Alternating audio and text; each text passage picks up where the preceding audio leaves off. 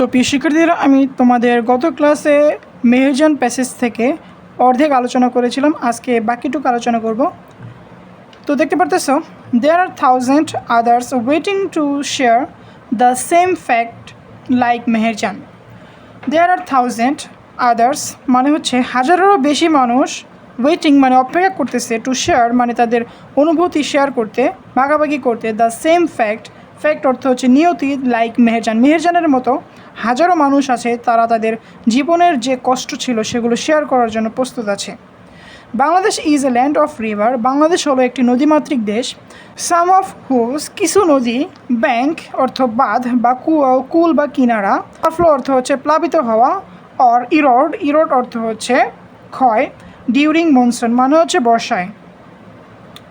Erosion is a harsh reality. নদী ভাঙন হলো একটি কঠিন বাস্তবতা।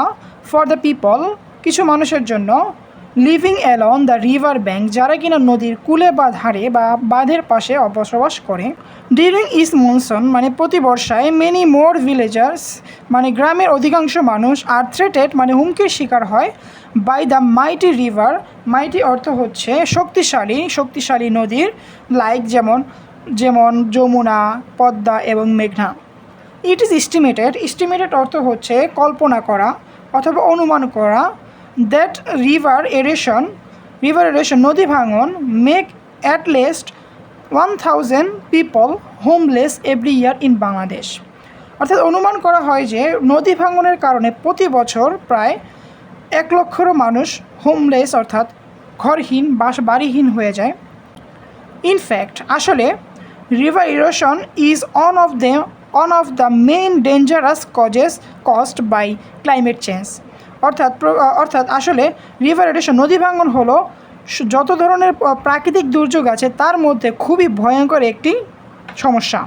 If we can't take prompt action to adapt to climate change, আমরা যদি শীঘ্রই কোনো পদক্ষেপ না নেই এই জলবায়ু পরিবর্তন সম্পর্কে, there will be thousand of more Meherjan in our towns and villagers every ইয়ার।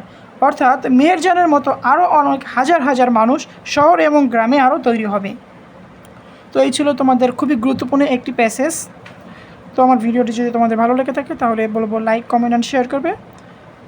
পরবর্তী ভিডিও দেখার আমন্ত্রণ জানিয়ে এখানে বিদায় নিচ্ছি। আল্লাহ হাফেজ।